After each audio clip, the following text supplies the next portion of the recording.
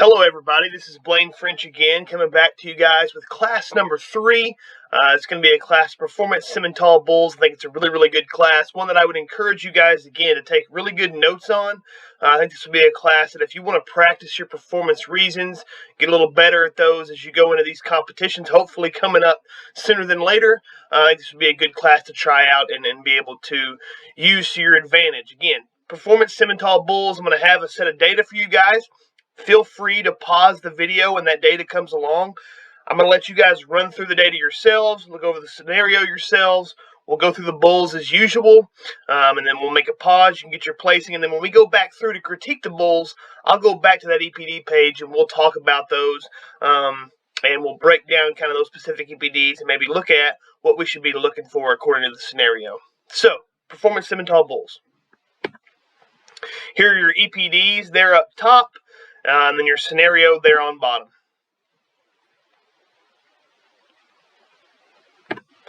Here's bull number 1. Bull number 1.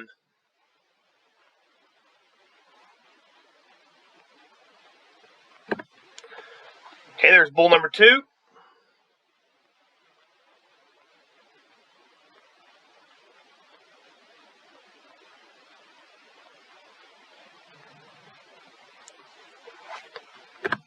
Bull number 3.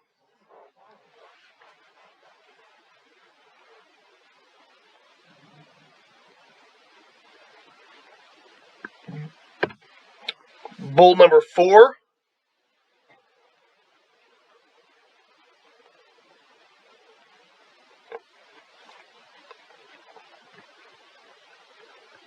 Okay, then here is your picture of all 4 of these. Make sure you pause, get your placing at this point, and then we'll go back through them and talk each individual bull.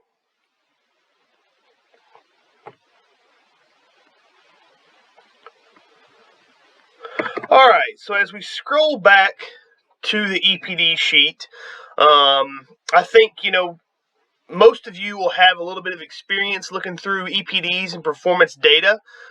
If you do not, make sure you listen up here, and we'll go through each individual EPD and kind of tell you what that means, and then kind of what you should be looking for according to that scenario. So, we go through the EPDs. CE stands for calving ease, okay?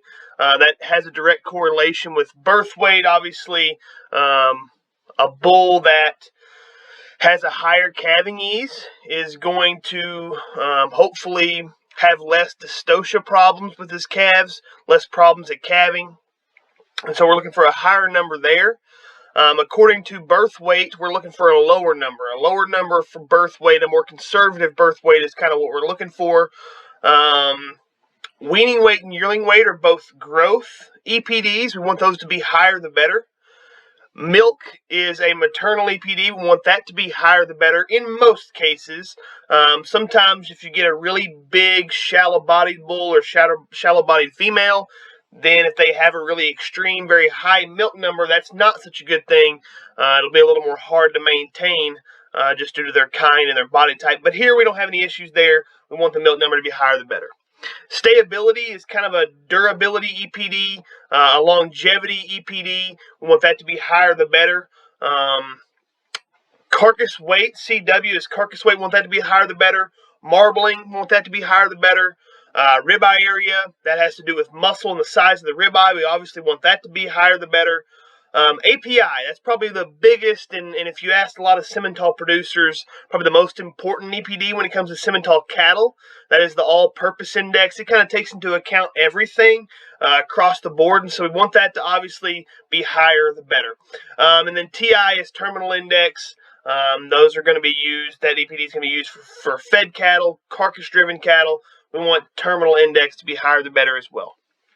So, after looking through those EPDs, we go to our scenario here. And it says, rank these bulls as they should be used in a purebred Simmental operation located in the Sandhills of Nebraska. Bulls will be mated to mature cows and heifers. So, as you read through this, that's the first thing that you should notice and have a red flag on. These bulls will be mated both to mature cows and heifers. So they're going to be bred to first calf heifers as well. That's an indicator to you that calving ease and especially birth weight is going to be important. You're going to want to make sure and kind of put a mark beside that and make sure you go back and look at those particular EPDs. The primary revenue source of this operations includes the sale of show stock to junior exhibitors, as well as selling yearling bulls to other purebred cattlemen nationwide. So we're selling show stock, we know that. We're also making some bulls to sell some other purebred cattlemen, so that means the growth EPDs are going to be important. Really, those are going to be important regardless, but especially if we're making bulls. Top 25% of females will be kept as replacements. That makes our maternal EPDs, such as milk, stayability, that kind of thing, becomes important. While cull progeny will be fed out and marketed on a dual-based grid. That makes our carcass EPDs important. Feed and labor resources are relatively abundant. So I basically made a scenario here where everything kind of comes into play. You should have a lot of tools to put into your reasons and mess around with when you're setting this class up. So again, as we sort through this, if we look across the data here, some red flags that come to my eye quickly, I guess, is the birth weight on the number 1 bull. Okay, the birth weight on the number 1 bull is a 5.0. That's a pretty big red flag. Anytime we get over that 4.5 range, we're looking at an immediate red flag there, especially if we're going to first calf heifers. That could potentially be an issue. If we look across the board after that, the 1 bull does fall below breed average on milk, on stayability. That's an issue. And, you know, if you look across the board after that, I think 4 looks like he has a pretty consistent set of data. 2 is pretty strong on maternal traits and is pretty consistent everywhere else. And then 3 is really strong on his growth and carcass figures. So again, I want to encourage you guys, especially if you're in a contest setting, I think you should always remember, judge the bulls or judge the heifers or whatever performance class it is, gilts, ewes, judge them live before you look at the data. Because with the way that the game is set up here in livestock judging, if a bad animal has a good set of EPDs, it's still a bad animal. And if a good animal has maybe a not so good set of EPDs, it's still a good animal. All right? And so you got to always remember that when you're judging these. We're not just going to place one bottom because of their EPDs, and we're not going to rise one to the top just because of their EPDs. They have to look good phenotypically and live and on the hoof as well. And so keep that in mind as we scroll through here. So, number 1. The number 1 bull here. This is one that I think immediately catches your eye to be a pretty rugged, masculine bull. He certainly looks like a man. He's one that I think is pretty good and productive through his center body. He's a deep-bodied, bold-rib bull. Looks like he has some shape to his upper stifle and you know, his lower hip there. Good in terms of his quarter and his pin set. I think he's pretty level up top and square out of his hip. Past that, to me, he looks a little bit too open-shouldered there up front. Looks like he wants to turn out a little bit, maybe get a little bit forward in the angle to his shoulder. And then his hind leg, not the greatest angle to his hind leg. He looks a little straight in that regard. Maybe one that's a little frail and small-footed at the ground. But again, rugged, masculine. We think back to his paper. Certainly had that EPD, that birth weight EPD issue. Maybe not the greatest across the board, not the most consistent. But a deep-bodied bull that looks like he has some muscle. Maybe a little too straight-shouldered and straight-legged. I'd like to see him a little more practical in that regard. But again, that's number 1. So we go to number 2. Number 2 is kind of the red baldy bull here. He, to me, really exemplifies practicality right off the bat. Super big-bodied, super productive in his center skeleton. To me, he's a bull that looks good in his angles. He's pretty good balance from the outside. I think he's one that looks like he has enough stoutness and power. Certainly doesn't miss the mark in that regard. If I'd like to fix him a little bit, maybe I'd want to clean him up in his chest ever so slightly, make him a little more consistent in the way that he transitions out of the top side of his shoulder. But again, I think he's a big-bodied, rugged, masculine bull that certainly has enough power, certainly has enough body. Really moderate, though, and low input looking, almost to the point a little bit too moderate, a little bit too small. We can't really tell that super well from the picture, but maybe a little small, maybe a little too moderate. But a lot of good things in that red baldy bull, and he certainly brings to the table. And you can see he matches his EPDs in terms of his milk and his stability number. He looks like one that could produce some really low input and low maintenance females, and so that was something that the scenario was calling for. So we go to number 3. Number 3, to me, again, looks very rugged, looks very masculine, manned up kind of bull that looks like he has a ton of mass and power, big pinned. Looks like he has some quarter shape. There's a deep-bodied, bold rib bull. Things that I notice about him that I like is that he has some good looking. He's pretty good looking up front, long neck, kind of a bull.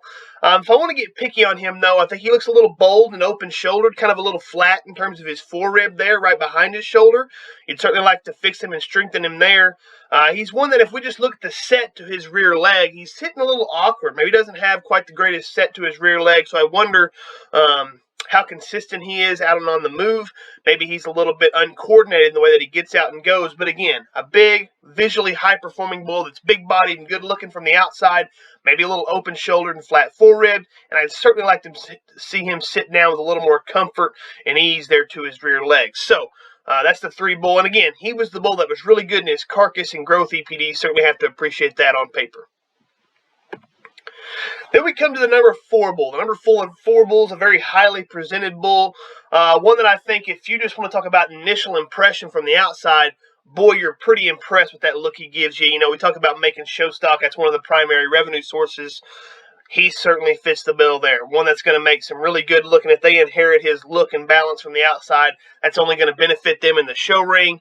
A good-looking long neck, flat-shouldered bull that's level up top and square out of his hip. He's huge-footed and stout-boned.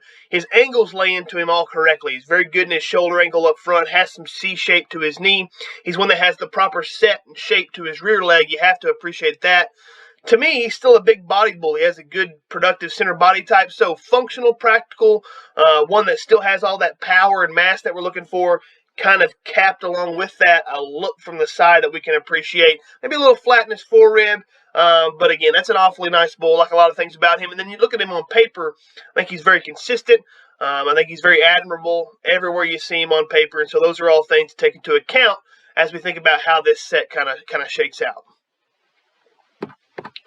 So we go to our view of all 4 bulls here, and I think you can kind of see where this class shakes out. Sorry for the, you have 4 there on the bottom right. He's a little stretched out in that picture. But I do think you can see, to me, in this particular set, we take the data into account. I think this set has a winner. I think we've got a loser. And I think we've got a very competitive middle pair, depending on where your mindset is and kind of what you want to talk in the reasons room. And so, in the end, I do think 4 needs to win. I think 1 needs to go bottom. I think it sorts into a middle pair. I think you've got the 2 bull there, the red baldy, the one that's more moderate, lower input, probably going to make the more functional and dependable females to put back in the replacement pen. But then if you want to make your cull progeny profitable and you want to make some stout, powerful, high-growth bulls, I think the 3 bull could certainly do so. I think there's trade-off, and there's things that you can do with both of those. I actually end up liking 2 over 3. I like his ability to make females while still being able to produce functional, masculine bulls. And I think he's the higher presented bull that maybe his show progeny to be a little bit more marketable.